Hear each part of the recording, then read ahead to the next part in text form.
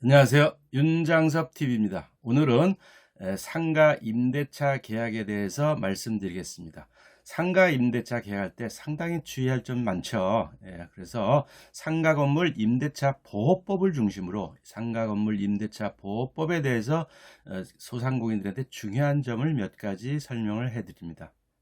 이 상가보호 임대차 보호법은요, 영세 상인들의 임차권 보호, 즉 국민경제 생활 안정을 목적으로 제정된 것입니다. 그래서 이 법의 규정에 위반된 약정이 되면 임차인에게 불리한 것, 이러한 것은 법적 효력이 없습니다. 즉 상가 건물 임대차 보호법은 임차인을 보호해 주기 위한 법입니다. 이 점을 잘 알고 계시기 바랍니다. 두 번째, 상가 건물 임대차 계약에서 가장 중요한 것은 그 계약 갱신 기간에 대한 다툼이 많습니다.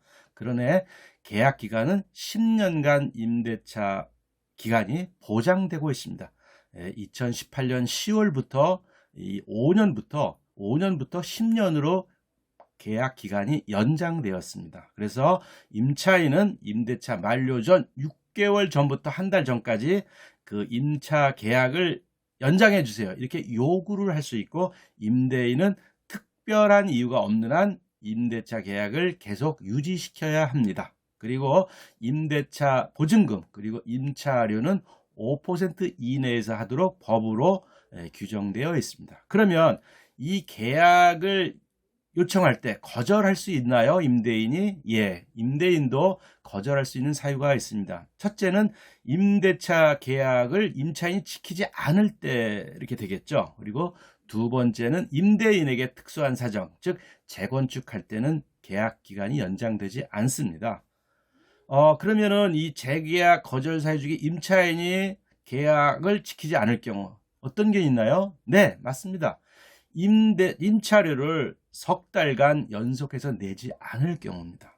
그럴 때는 임대인은 계약을 해지할 수가 있습니다.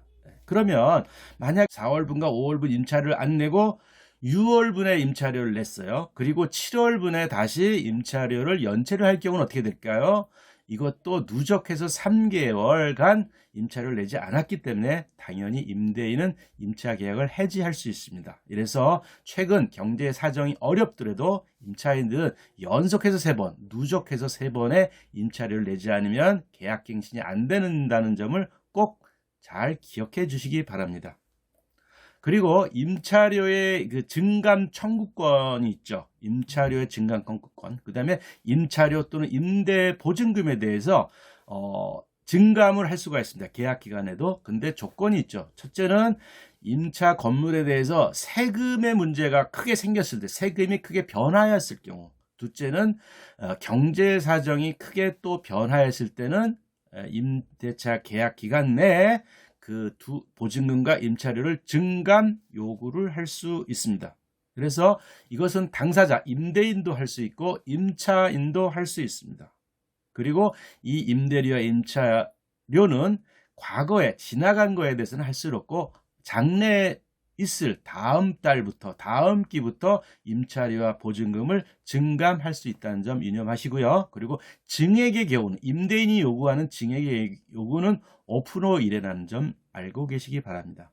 그 다음에 묵시의 갱신이라는 게 있습니다. 묵시의 갱신은 뭐냐면 임대인이 임대기간이 되었는데 만료되기 6개월 전부터 만료 한 달 전까지 그 임차인에게 그 계약 연장에 대한 아무 얘기도 안 하고 계약을 맺지 않은 경우입니다. 이럴 때는 계약 기간이 끝날 때에는 전에 임대차 조건과 똑같은 조건으로 다시 임대차 계약이 진행되어 있는 것으로 법으로 간주하고 인정하고 있습니다. 물론 기간은 1년이겠죠.